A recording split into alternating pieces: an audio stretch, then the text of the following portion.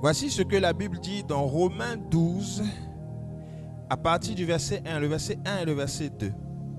La Bible dit: « Je vous exhorte donc, frères, par les compassions de Dieu, à offrir votre corps comme un sacrifice vivant, saint, agréable à Dieu, ce qui sera de votre part un culte raisonnable. Ne vous conformez pas au siècle présent, mais soyez transformés par le renouvellement de l'intelligence, afin que vous discerniez quelle est la volonté de Dieu, ce qui est bon, agréable et parfait. » Donc on a parlé de ce verset dimanche dernier et on a dit que le premier service d'un enfant de Dieu, souvenez-vous, lorsqu'on a fait l'introduction, on a dit que l'église qui est ecclésia, qui veut dire je vous convoque, c'est une assemblée. C'est-à-dire que l'église est une assemblée et les 5 ministères, donc le ministère de l'apôtre, le ministère du docteur, du prophète, de l'évangéliste et du pasteur, ont un but. Dans Éphésiens 6, on l'a vu, que c'était pour le perfectionnement des saints. Donc les 5 ministères sont là dans un but précis, pour nous perfectionner. Donc pour perfectionner le chrétien que tu es, le chrétien que je suis. Amen. Et on a dit que le premier, dans d'autres versions, on dit le service, okay? Le culte, le ministère de chrétien. Pour que nous puissions rendre ministère, c'est à la suite du verset de Éphésiens 6 où on parle des 5 ministères. À la suite, on nous dit pour que nous puissions accomplir notre service de chrétien. Donc, nous sommes perfectionnés pour un but. Et on a dit que le premier service du chrétien, c'est le culte à Dieu. Amen. Et le culte à Dieu, dans Romains 12, on vient de le lire, c'est s'offrir comme un sacrifice vivant. Dis avec moi, sacrifice vivant. Et aujourd'hui, nous allons donc continuer ce que nous avons dit. Et nous allons voir aujourd'hui, si vous voulez, le sous-thème de ce matin, parce que le grand thème, c'est la vie de consécration selon Dieu. Et le sous-thème de ce matin, qui va nous permettre de clôturer, c'est comment se consacrer et quels sont les résultats d'une vie de consécration. Psaume 63, à partir du verset 1. Ô Dieu, tu es mon Dieu, je te cherche. Mon âme a soif de toi.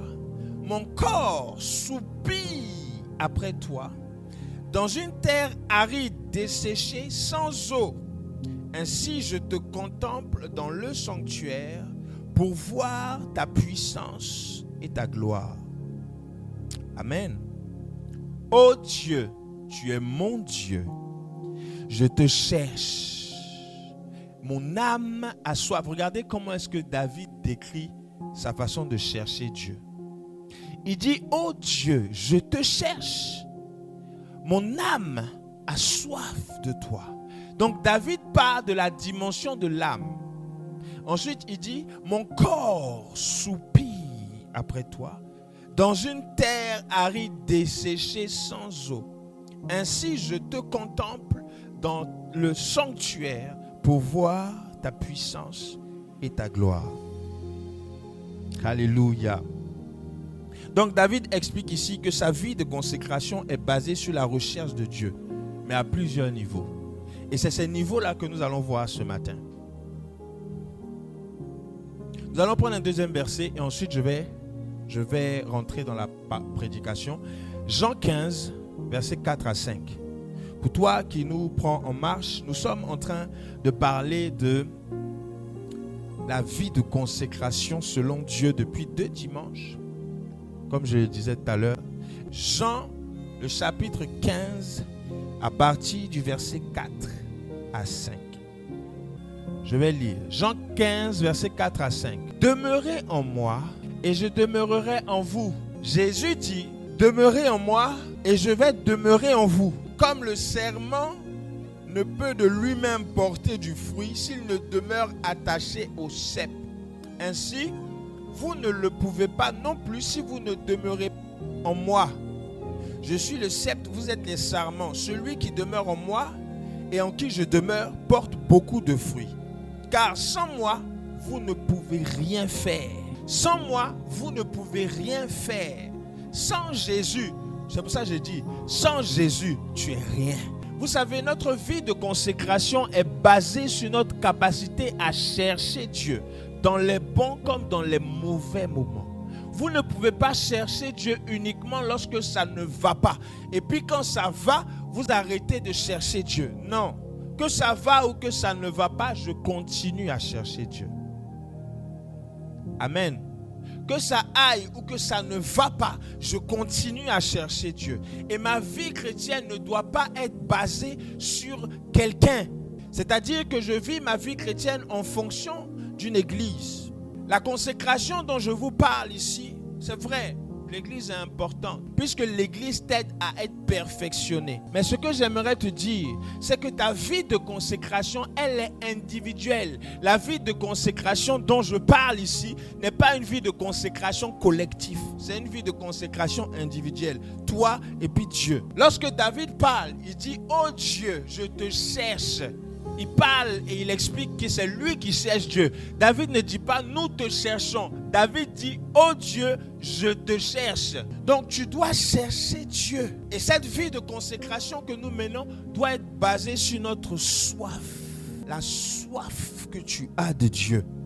Donc la soif doit être un des moteurs de ta vie de consécration. Quelqu'un qui a soif, c'est quelqu'un qui a le gosier desséché, c'est-à-dire qu'il n'a plus sa gorge est sec. Il est dans un désert, sa gorge est sec et il a soif. Et il dit, Seigneur, je te cherche, viens étancher ma soif.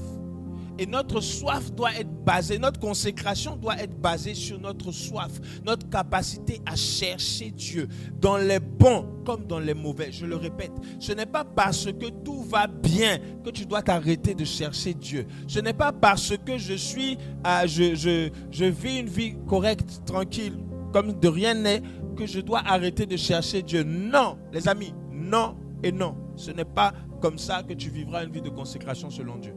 Il dit, oh Dieu, tu es mon Dieu, je te cherche. Mon âme a soif de toi. Donc la soif ou la consécration au niveau de notre corps, il y a les 3 dimensions. Vous savez, l'être humain est composé de 3 parties. Le corps, l'âme et l'esprit. Et nous ne pouvons pas chercher Dieu simplement au niveau de notre corps. Je vous explique. Quelqu'un qui cherche Dieu au niveau de son corps, c'est quelqu'un qui adore Dieu, qui vient à l'église pour qu'on le voie. Et lorsqu'il est chez lui à la maison, il a une autre vie. C'est quelqu'un qui cherche Dieu en fonction de son corps. C'est-à-dire sa présence. Quand il est là, il adore Dieu. C'est là que tu vois qu'il est chrétien et qu'il cherche Dieu. Mais quand il n'est pas là, il n'adore pas Dieu à la maison. C'est chercher Dieu au niveau de son corps.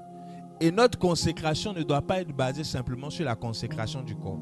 Vous savez, la consécration du corps, je vous explique. Lorsque David dit « mon âme a soif, mon corps soupire », c'est 2 dimensions. Dis avec moi, pouce. Alléluia. 2, la soif. Et puis l'autre, c'est le corps. Donc la consécration au niveau de ton corps, c'est avoir soif de Dieu au niveau de notre corps. C'est vivre, comme on a dit dimanche dernier, une vie de sanctification devant les yeux des hommes. C'est-à-dire que je vis une vie de sanctification, comme Romains 12:1 le dit. On livre notre corps comme un sacrifice vivant. Je vis ma vie de consécration au niveau de mon corps. Alléluia. Amen. Comme un sacrifice vivant. Tout le monde sait que je suis un enfant de Dieu. Même dans ma façon de m'habiller, on sait que je suis un enfant de Dieu. Mais David ne s'arrête pas au niveau du corps. David commence par l'âme, parce qu'il sait qu'au niveau de l'âme, c'est là-bas que se trouve l'identité réelle d'une personne. C'est au niveau de son âme, c'est l'homme intérieur. Et lorsque tu vis ta consécration par rapport à l'homme intérieur, là, tu touches le cœur de Dieu. Amen. 1 Thessaloniciens 4, que le verset 3, je vais lire. Ce que Dieu veut, c'est votre sanctification. C'est que vous vous absteniez de l'impudicité. C'est que chacun de vous sache posséder son corps dans la sainteté et l'honnêteté, sans vous livrer à une convoitise passionnée, comme font les païens qui ne connaissent pas Dieu. C'est que personne n'use envers son frère de fraude et de cupidité dans les affaires, parce que le Seigneur tire vengeance de toutes ces choses, comme nous vous l'avons déjà dit et attesté, car Dieu ne nous a pas appelés à vivre dans l'impureté, mais à la sanctification. Celui donc qui rejette ses préceptes ne rejette pas un homme, mais Dieu, qui vous a aussi donné son Esprit Saint. Donc, David, lorsqu'il parle et qu'il dit « Mon corps soupire », ça veut dire que David est dans un état où il est en train de se sanctifier. Et je vous dis que la consécration a plusieurs niveaux. Là, on parle de la consécration au niveau de ton corps. Et la Bible dit que celui qui se sanctifie, c'est ce que Dieu cherche. Sans la sanctification, nul ne verra Dieu. Tout ça, on a vu ça dimanche dernier. Donc la sanctification, à un moment donné, est innée. Elle est dans ton corps. Amen. Puisque tu la vis tous les jours.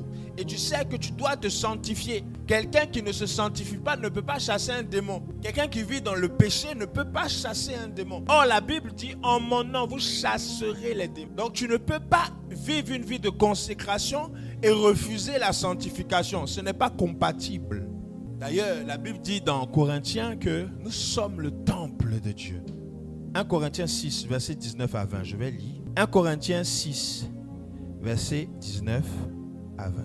Ne savez-vous pas que votre corps est le temple du Saint-Esprit qui est en vous, que vous avez reçu de Dieu et que vous ne vous appartenez pas à vous-même, car vous avez été rachetés à un grand prix. Glorifiez donc Dieu dans votre corps.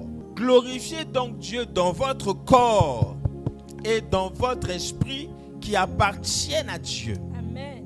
Donc, à partir du moment où je me consacre, ma consécration au niveau de mon corps doit montrer que j'appartiens à Dieu. Amen. Donc dans ma façon de me tenir, dans ma façon de me comporter, dans ma façon de vivre de tous les jours, on doit voir qu'il y a du Dieu en toi. Amen. Amen. Donc je me consacre, je vis une vie de sanctification. Je marche selon la parole de Dieu. J'agis selon la parole de Dieu. J'évite le mensonge parce que la Bible dit que Satan est le père du mensonge. Je marche dans l'honnêteté. La Bible dit ici qu'il ne faut pas marcher dans la cupidité. Donc je fais attention à tout ce que je fais. Et la Bible me dit que je suis le temple du Saint-Esprit. Donc je dois faire attention à ce qui entre en moi et à ce qui sort de moi. Amen. Ce que tu dis ou ce qui entre en toi peut avoir un impact sur ta relation avec le Saint-Esprit. Et j'ai l'habitude de dire que la relation avec Dieu n'est pas une religion ou un groupe de personnes. La relation avec Dieu, c'est individuel. Le christianisme, c'est individuel que ça se passe. C'est à l'intérieur que ça se passe. Le deuxième niveau de sanctification ou de soif, c'est la soif au niveau de l'âme. La soif au niveau de l'âme. David dit, je te cherche. Mon âme a soif de toi. Avoir soif de Dieu. Au niveau de ton âme, tu as soif et tu montres que tu as soif de Dieu. Vous savez, lorsque Jésus était à Gethsémani, la Bible dit qu'il était en proie et au tourment, donc il savait tout ce qui allait lui arriver, donc il s'est mis, il a pris Jean, Jacques et Pierre, venez avec moi, venez me soutenir pendant que ça ne va pas. Et il se met à l'écart, il commence à prier. Et la Bible dit que quand Jésus prie, il prie tellement que la sueur qui coule de son front devient du sang. Parce qu'il était en train de dire, Seigneur, si cette coupe peut s'éloigner de moi. Vous savez, il faut que vous arriviez à chercher Dieu à telle enseigne que vous transpirez quand vous priez. Vous transpirez, ça rentre à l'intérieur de toi. Tu pries, tu cherches Dieu. Tu l'adores tellement, ça dégouline de partout. Ça veut dire que là, tu es en train de chercher Dieu au niveau de ton âme. Donc, toutes tes émotions sont concentrées que sur Dieu. Tes sentiments sont concentrés que sur Dieu. Ça veut dire que nos émotions et nos sentiments sont consacrés à Dieu lorsque nous cherchons Dieu au niveau de notre âme. La consécration au niveau de ton âme. Lorsque je me consacre au niveau de mon âme, je fais très attention à ce qui entre en moi. Je fais très attention à ce que j'entends. Je fais très attention à ce que je mange. Je fais très attention à ce que je sens. Je fais très attention à ce que je touche. ou à ce que je regarde? Parce que l'âme, il y a 5 portes qui permettent à l'âme d'être affectée. Les 5 sens. Tu as le toucher, ce que tu touches, ce que tu entends, ce que tu sens, ce que tu manges ou même ce que tu regardes. Les 5 sens, c'est là que se joue tout ce qui se passe dans ton âme. Si tu te consacres à Dieu au niveau de ton âme, ça veut dire que tu dois faire attention aux 5 sens, à ce que tu entends, à ce que tu regardes, à ce que tu manges, à ce que tu sens et à ce que tu touches. Lorsque ta vie est consacrée à Dieu, c'est ce qui se passe, c'est ce qui doit être fait. Tu dois faire attention à toutes ces choses. Bien-aimés, ne laissez pas la peur vous envahir. Amen. Ne laissez pas l'inquiétude vous envahir. Mon père spirituel a l'habitude de le dire. Vous savez, vous ne pouvez pas avoir fait 9 mois dans le ventre de votre maman, 9 mois dans de l'eau, et puis vous avez vécu, vous êtes né. Ce n'est pas maintenant que le diable arrivera à vous atteindre. Ce n'est pas maintenant que le diable arrivera à vous atteindre. Si vous avez réussi à vaincre cette partie de vous, quand vous étiez dans le ventre de maman, vous êtes né dans un endroit où il y avait de l'eau. Normalement, quand tu es dans l'eau, tu peux mourir d'asphyxie, mais tu étais dans l'eau là. Tu étais dans l'eau. Tu as vécu dans cette eau pendant 9 mois. Tu es sorti de cette eau-là. Au 9e mois, maman t'a donné naissance. Ce n'est pas maintenant que tu vas mourir. Donc ne laissez pas le diable atteindre votre âme par les soucis de ce monde. La Bible dit, soyez transformés par le renouvellement de l'intelligence. Donc avoir l'intelligence renouvelée, c'est important. Alléluia. Amen. Et ça fait partie de ta vie de consécration. La consécration au niveau de ton âme. Nous allons lire un passage. D'ailleurs, Jésus a dit tout à l'heure, et on va prendre bientôt Matthieu 22, verset 37. Mais Jésus a dit tout à l'heure, si vous demeurez en moi, je vais demeurer en vous. En d'autres termes, si vous faites ce que je dis de faire, moi, je suis avec vous. Donc si tu agis en tant qu'enfant de Dieu, il y a des choses que tu n'as même plus besoin de demander ou de faire pour montrer que tu es un enfant de Dieu. Non, tu es en Dieu, tu marches selon Dieu, selon le Saint-Esprit, selon la parole de Dieu. Sois sûr que Jésus est en toi. Yes, amen. Et si Jésus est en toi, rien ne peut t'arriver. Come on, amen, amen. Et tant que tu as cette façon de penser, bien aimé, ta vie prend une autre dimension. Ça marche, tu es là. Ça ne marche pas, tu es avec Dieu. Amen. Tu te consacres dans les bons comme dans les mauvais moments. Tu es avec Dieu. Amen. Matthieu 22, verset 37.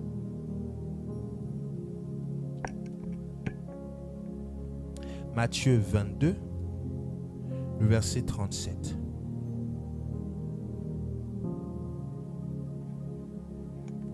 Voici ce que la Bible dit. Jésus lui répondit. Bon, je vais prendre d'abord le verset 36. Maître, quel est le plus grand commandement de la loi? Donc les pharisiens sont venus interroger Jésus. Ils disent, mais maître, quel est le plus grand? Comme tu es un maître là, explique-nous, quel est le plus grand commandement? Jésus va répondre, tu aimeras le Seigneur ton Dieu de tout ton cœur. Dis avec moi tout ton cœur. Tout ton cœur. De toute ton âme et de toute ta pensée. Voilà les 3 dimensions de l'amour. On verra ça peut-être une autre fois. Tu dois avoir soif de Dieu. La soif au niveau de l'âme. Et enfin, il y a la soif au niveau de ton esprit. Donc, je me consacre tellement au niveau de mon corps, c'est fait. Au niveau de mon âme, tu sais que c'est fait. Maintenant, tu vas au niveau de l'esprit. Voici comment vous devez vous consacrer au niveau de votre esprit et ce que cela va engendrer. Éphésiens 3, verset 14. Nous lisons d'abord 2 Corinthiens 4, verset 16. 2 Corinthiens 4, verset 16 et après nous allons prendre Éphésiens. 2 Corinthiens 4, verset 16. C'est pourquoi nous ne perdons pas courage. Dis avec moi, ne perds pas courage. Ne perds pas courage. Et lors même que l'homme extérieur se détruit, notre homme intérieur se renouvelle de jour en jour. Amen. Il dit, ne perds pas courage. Et lors même que l'homme extérieur se détruit, l'homme intérieur se renouvelle de jour en jour. Yes. Vous savez, notre homme extérieur, là, il y a 2 niveaux ici. Il y a l'homme extérieur et puis il y a l'homme intérieur. Paul parle de l'homme intérieur. Et l'homme intérieur, c'est ton esprit, petit e. Il dit, lorsque l'homme extérieur se détruit, l'homme intérieur se renouvelle.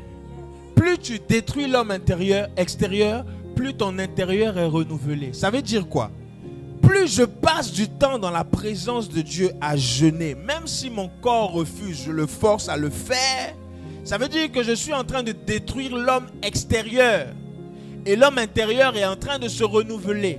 Lorsque, par exemple, je suis en train de vouloir manger et je vais prendre ce que j'aime, ce que mon homme physique extérieur aime, et je vais le manger, je suis en train de détruire l'homme intérieur. Ce que tu fais à l'homme extérieur fait du bien ou du mal à l'homme intérieur. Ce que tu fais à l'homme intérieur fait du bien ou du mal à l'homme extérieur. La Bible dit, si notre corps, c'est-à-dire, et lors même que notre homme extérieur se détruit, l'homme intérieur est renouvelé. Quelqu'un qui ne mange pas est en train de détruire son homme extérieur. Quelqu'un qui jeûne détruit l'homme extérieur. Voici une révélation que je veux te donner. Le jeûne fait partie d'une vie de consécration. Celui qui jeûne se consacre. Amen. Celui qui jeûne se consacre. Donc la consécration est aussi le jeûne et la prière. Plus tu passes du temps à jeûner, à prier, à chercher Dieu, tu es en train de détruire les pensées et ce que l'homme extérieur aime faire. Comment? La preuve est que lorsque la nuit vous dormez et que vous vous êtes réveillé vers 4 heures du matin, vous mettez votre réveil parce que vous voulez prier. Lorsque vous allez prier, l'homme extérieur va te dire, tu es fatigué, tu vas faire quoi là-bas? Couche-toi, tu as sommeil, couche-toi. Et tu vas sentir l'assoupissement. Si tu te laisses aller, que tu dors, bien-aimé, tu auras détruit l'homme intérieur. Et tu permets à l'homme extérieur de grandir. Par contre, si tu es en train de dormir et que tu mets ton réveil à 4 heures et que tu te réveilles et que tu vas prier et que l'homme extérieur est en train de te fatiguer et te dire « Oh, tu es fatigué, va dormir. » Mais tu luttes, tu vas sous la douche, tu mets l'eau et puis tu es là, tu parles. Lenda braide canto paada. Tu es en train de parler en langue, tu fais en sorte que tu te lèves, tu ne restes pas couché, tu ne restes pas à genoux parce que tu es assoupi, mais tu te lèves et tu luttes. À un moment donné, l'homme intérieur va prendre le dessus sur l'homme extérieur. C'est là qu'on parle de la consécration au niveau de ton esprit. Lorsque l'homme intérieur grandit et que l'homme extérieur est assujetti, là, tu es en train de grandir et ta vie de consécration prend une autre dimension. Bien-aimé, lorsque notre homme extérieur se détruit, notre homme intérieur se renouvelle. Retenez ça. Lorsque notre homme intérieur se détruit, l'homme extérieur se renouvelle et vice-versa. Lorsque l'homme extérieur se renouvelle, l'homme intérieur se détruit. Lorsque tu renouvelles parce que tu aimes tellement rester à la maison, tu aimes tellement faire des choses que tu aimes et que tu fais parce que tu as envie de les faire et tu ne consultes pas Dieu pour faire des choses que tu as envie de faire, tu es en train de dire ou de passer un message à l'homme intérieur et de lui dire, mon ami, c'est pas toi qui contrôle, c'est l'homme extérieur qui contrôle. Et quand tu es en train de faire ça, tu es en train de dire à tout le système que l'homme extérieur est en train de se renouveler et l'homme intérieur est en train de se détruire. Mais lorsque tu aimes Dieu, tu fais les choses de Dieu, que ça te plaise ou non, tu jeûnes, tu te forces à le faire, tu te forces à jeûner, tu te forces à te consacrer, tu te forces à prier, tu te forces à avoir du temps pour Dieu. Là, tu es en train de faire grandir l'homme intérieur et l'homme extérieur est en train de se détruire. Et c'est à ce moment-là qu'on parle de la consécration au niveau de ton esprit. Dis avec moi, je dois me consacrer. Nous prenons un dernier passage et je vais clôturer. Galates 5, le verset 22. Alléluia. Amen. La Bible dit dans Galates 5, verset 22, mais le fruit de l'esprit, c'est l'amour, la joie, la paix, la patience, la bonté, la bénignité, la fidélité, la douceur, la tempérance. Gloire à Dieu. Amen. Bien-aimés, voici les caractères de celui qui est consacré au niveau de l'esprit Lorsque tu te consacres au niveau de ton esprit, tu es en train de montrer que tu veux que les fruits de l'esprit soient ton partage. C'est-à-dire que tu marches, tu développes un caractère qu'on appelle l'amour. Tu développes un caractère qu'on appelle la joie. Celui qui marche par l'esprit est fils de Dieu. Il se consacre. Donc sa consécration a atteint la dimension de l'esprit. Et lorsque tu atteins la dimension de l'esprit, tu manifestes de l'amour, tu manifestes de la joie. Tu n'es pas triste, quels que soient les vents et tempêtes, tu ne pleures pas. Tu manifestes de la paix. Tu n'es pas impatient par rapport aux choses de Dieu. Tu vis dans la patience, même par rapport à la vie de tous les jours. Tu marches dans la bonté, dans la bénignité, tu es fidèle, tu es doux. Tu manifestes de la maîtrise de soi, la tempérance. Tous ces attributs-là font partie des fruits, du fruit de l'esprit en toi. Et lorsque je me consacre et que je détruis l'homme extérieur et que l'homme intérieur grandit, il va faire un avec le Saint-Esprit. Et lorsqu'il fait un avec le Saint-Esprit, les fruits de l'esprit se manifestent. Et c'est là que tu dis, je suis consacré. Quelqu'un qui se consacre comme ça, il peut s'asseoir sur une chaise, se lever. Quelqu'un qui est possédé vient s'asseoir, la personne va être délivrée. Parce qu'il y a quelqu'un qui est... Voici un résultat de la consécration. Les résultats de la consécration, le numéro 1, c'est l'onction. Lorsque je me consacre, l'onction augmente. Vous savez, lorsque vous vous consacrez, sans qu'on vous dise de le faire, vous êtes en train de faire grandir l'onction de Dieu. Jésus dit, l'Esprit du Seigneur est sur moi parce qu'il m'a oint pour. Donc, lorsque je fais les choses de Dieu, où je me consacre à Dieu, je suis en train de grandir en onction. Je suis en train de grandir en autorité spirituelle. Je suis en train de grandir. Tout ça, c'est les résultats de la consécration. La puissance de Dieu se manifeste en toi. Donc, il y a l'onction. Il y a les dons spirituels. Donc, tu commences à découvrir, par exemple, que tu as le don de guérison. Les malades viennent, tu lui imposes les mains, la personne est guérie. Tu n'as pas besoin d'être pasteur pour faire ça. Tu n'as pas besoin d'être évangéliste, docteur ou apôtre. Bien-aimé, si tu as le don, que tu te consacres, le don va se manifester tout seul. Amen. Alléluia. Amen. Je vous ai dit que le chrétien a aussi son mode de vie, c'est-à-dire son ministère. Le chrétien a aussi son ministère. Le ministère n'est pas simplement fait pour ceux qui sont à la chair. Tout le monde a le ministère. Amen. Amen. Notre vie doit être un exemple. Donc, il y a l'onction. Il y a la manifestation des dons spirituels. Il y a écouter la voix de Dieu. Un résultat de ta vie de consécration, c'est que tu auras plus facilement l'oreille spirituelle attentive et tu pourras entendre ce que Dieu veut de toi. Quelqu'un qui ne se consacre pas, il ne peut pas comprendre quelle est la volonté de Dieu pour moi. Tu dois te consacrer. Consacre-toi. Cherche Dieu. Que ton âme, ton corps soupire. Que ton âme soit versée devant Dieu. Prends du temps, prie, jeûne, va chercher Dieu. Nous sommes à la fin de l'année. Et nous sommes en train de faire un bilan sur ce que l'année 2023, tu as fait quoi? Qu'est-ce que tu as fait pendant toute cette année? Depuis janvier jusqu'à aujourd'hui, on est en novembre, dernier dimanche du mois de novembre. La semaine prochaine, on rentre en décembre. Il va te rester 31 jours. Qu'est-ce que tu as fait pendant toute cette année pour l'œuvre de Dieu? Qu'est-ce que tu as fait à Dieu? Est-ce que Dieu est capable de dire comme Ézéchias, je lui rajoute des années parce qu'il m'a fait du bien? Qu'est-ce que tu as fait pour Dieu pendant cette année 2023? Dieu te pose la question ce matin. Alléluia. Amen. Ta vie de consécration, tu la vis. Tu la vis peut-être depuis longtemps. Mais qu'est-ce que tu fais pour Dieu? Quelles sont les âmes que tu as amenées à Dieu?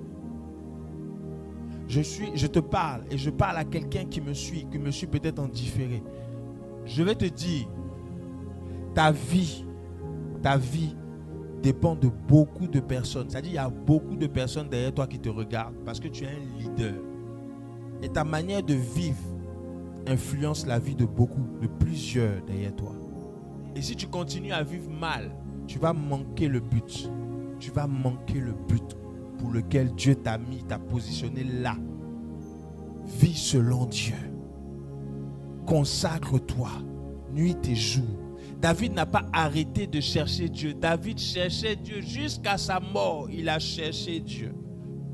À chaque fois que David voulait aller en guerre, il demandait, Seigneur, est-ce que je peux aller en guerre? Est-ce que je dois le faire? David était toujours à l'écoute de la voix de Dieu. Bien-aimé, tu dois être à l'écoute de la voix de Dieu. Tu ne peux pas agir ou fonctionner sans Dieu. Ce n'est pas possible. Alléluia. Je vais vous rendre un témoignage. Vous savez, il y a eu un temps où je tâtonnais. Et je vais terminer par ce témoignage. Il y a eu un temps où je tâtonnais, je cherchais Dieu. Je faisais beaucoup de jeûnes. J'enchaînais 3 jours de jeûne, 7 jours de jeûne, 10 jours de jeûne, 21 jours de jeûne. Par la grâce de Dieu, le plus long que j'ai fait, c'était 21 jours. Lorsque j'ai fait ces temps de jeûne, parce que je cherchais Dieu, à un moment donné, quand j'ai fini les 21 jours, je suis rentré encore après, quelques mois après, dans 10 jours. Dieu m'a dit, c'est bon, arrête de jeûner. Tu as fini, toi, pour l'instant, c'est bon, arrête de jeûner. Quand j'ai raconté ça même à une de mes grandes sœurs, elle a rigolé. Dieu t'a dit d'arrêter de jeûner, pourquoi tu vas jeûner? Parce que j'aimais jeûner, j'aimais crucifier ma chair et permettre à l'esprit de grandir. Et donc on jeûne, je jeûnais. Et dans le jeûne, j'ai découvert maintenant après comment est-ce que Dieu parle. J'ai découvert dans le jeûne comment est-ce que méditer. Mais j'étais livré, c'est-à-dire que j'étais seul. J'avais un premier père qui me suivait, mais il était loin de moi. Donc on échangeait peut-être pas tout le temps, on ne s'appelait pas tout le temps parce que lui aussi de son côté il était occupé. Donc j'avais un premier père qui s'occupait de moi, mais il était très loin. Et moi je cherchais, je me battais, je priais, je demandais à Dieu, et Seigneur, aide-moi à me consacrer davantage. Ce que tu veux faire avec moi, je ne sais pas comment est-ce que ça va se passer, je ne sais pas où est-ce que ça va se passer, mais aide-moi. Amen. Et c'est là que j'ai rencontré mon père spirituel actuel, le révérend père Dolski Joré-Suro. C'est là que je l'ai rencontré. Et je vous dis que ma vie a pris une autre tournure. J'ai compris comment est-ce que Dieu fonctionnait. Ma vie de consécration a doublé. J'ai cherché encore, mais cette fois-ci, j'ai jeûné moins. Mais j'ai plus investi dans les temps de prière. Là, par exemple, nous sommes en jeûne de 30 jours et on est dedans. Jusqu'à la fin de mois, jusqu'à la semaine prochaine, depuis le 1er, on suit le jeûne. Même si on est loin, on fait le jeûne. On prie, on coupe. On coupe au moment où on coupe à Abidjan. Donc, c'est pour vous dire que votre vie de consécration doit vous emmener quelque part. Tu ne peux pas te consacrer, et je l'ai dit, tu ne peux pas te consacrer, vivre une vie de consécration et puis il n'y a rien qui change. Ce n'est pas possible. Ce n'est pas possible. Ça doit shifter, ça doit te faire grandir, ça doit t'emmener à un autre niveau. Alléluia. Bien-aimé, c'était le message que j'avais pour toi pour ces deux dimanches. La consécration selon Dieu. Et je termine sur ces mots. Vous savez, Jésus revient. Et ce que je suis en train de voir dans le monde fait très peur. Hier, j'ai vu quelque chose sur les réseaux sociaux, ça m'a effrayé. J'ai eu peur, je vous assure, j'ai eu très peur. Des hommes qui sont devenus homosexuels. Des jeunes, jeunes. Je ne donne même pas 25 ans. Il est devenu homosexuel et il entraîne d'autres hommes, d'autres jeunes hommes à devenir homosexuels. Donc l'homosexualité a pris une ampleur. des femmes qui entraînent d'autres femmes et qui exercent, qui fait en sorte qu'une femme qui n'aime pas au départ les relations femme-femme finit par aimer une relation femme-femme. Ça va très loin. Le diable ne se cache plus. Satan ne se cache plus. Jésus est à la porte. Le diable ne se cache plus. Et si toi, en tant qu'enfant de Dieu, tu ne fais pas ton rôle, je te dis, tu vas être avalé. Si tu ne fais pas ton rôle, tu ne cherches pas à nouer une relation avec Dieu, tu vas être avalé. Le gros serpent qui est en train de se balader et qui fait en sorte que les gens deviennent homosexuels ou machin, ça va avaler tout le monde. Et toi qui ne te consacres pas, tu vas être avalé par ces choses-là. Vous savez, vous pouvez être dans une église, vous pouvez appartenir à l'église X. Et l'église là, vous appartenez à l'église, dans l'église vous servez, mais Dieu ne vous connaît pas. Votre vie chrétienne, Dieu ne vous connaît même pas. Vous savez, Dieu ne te connaît pas du tout. C'est un danger. Tu ne peux pas venir à l'église et puis ne pas avoir une vie de consécration personnelle. Ce n'est pas possible. Sinon, autrement dit, tu vas tomber. Alléluia. Consacre-toi. Jésus est à la porte. Consacre-toi. Dis à celui qui est à côté de toi, consacre-toi. Alléluia. Consacrons-nous. Nous allons prier. Tu vas te tenir debout. Et tu vas faire cette prière. Tu vas répéter après moi. Tu vas dire, Seigneur Jésus. Mets la main droite sur ton cœur. Et puis tu répètes après moi. Seigneur Jésus. Seigneur Jésus. J'ai entendu ta parole. J'ai entendu ta parole. Ce matin, tu m'as parlé encore de consécration. Tu m'as parlé encore de consécration. Père, je prie. Père, je prie. Donne-moi Donne-moi de vivre une vie de consécration. de vivre une vie de consécration. Donne-moi Donne-moi de vivre une vie de vivre consécration une vie de consécration selon toi. selon toi. Seigneur, je prie Seigneur, je prie que là où je suis, que là où je suis, que ton esprit me touche, que ton esprit me touche, que ton esprit me visite, ton esprit me visite, que ma vie que ma vie en 2024 en 2024 prenne une autre prenne tournure. une autre tournure. À partir de maintenant, À partir de maintenant, je veux être avec toi. je veux être avec toi. Je veux te Je servir veux te servir comme il se doit. comme il se doit. Au nom de Au Jésus. nom de Jésus. Merci Seigneur. Merci Seigneur. Je vais prier maintenant. Père, je te rends grâce. Merci pour ce message que nous entendons depuis 2 dimanches. Tu nous parles de consécration. Emmène mon frère qui m'écoute et qui m'entend, que ce soit ici ou ailleurs, à se consacrer. Emmène mon frère ou ma soeur à se consacrer. Que nos vies soient agréables à toi, parce que c'est à cela que tu prends plaisir. Nous te bénissons. Merci de nous donner davantage de cœur, davantage de soif pour toi. Nous t'aimons. Que la gloire et l'honneur te soient donnés. Au nom de Jésus. Amen. Alléluia.